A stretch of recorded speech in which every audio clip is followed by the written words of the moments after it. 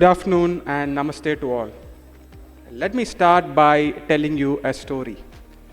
This is a story of a phone call that I had with a friend of mine in Mumbai about an year and a half ago. And I could hear some chatter at the background of this call. And I heard somebody say something along the lines of, "Ye to zyada hi equity pooch raha hai."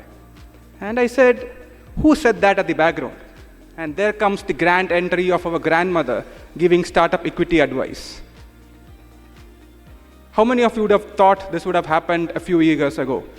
So what is really happening within the Indian entrepreneurship ecosystem is a real cultural mindset shift change around how we are looking at entrepreneurship, engaging with entrepreneurship and all of it.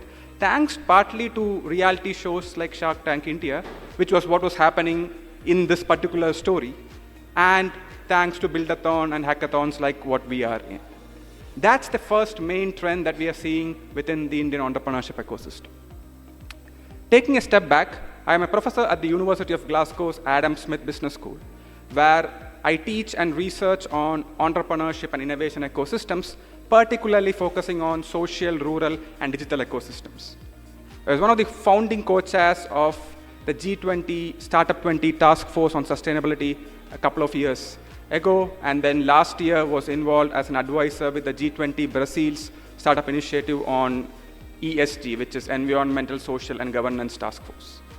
I am a member of the World Economic Forum's Social Enterprise Advisory Group and co-author what is called as the Global Entrepreneurship Monitor, from these reports in the subsequent part of today's discussion, just to give you a picture around how the Indian entrepreneurship ecosystem space is developing, what does it mean for practice and the ecosystem and entrepreneurs at large, and where could we go from there.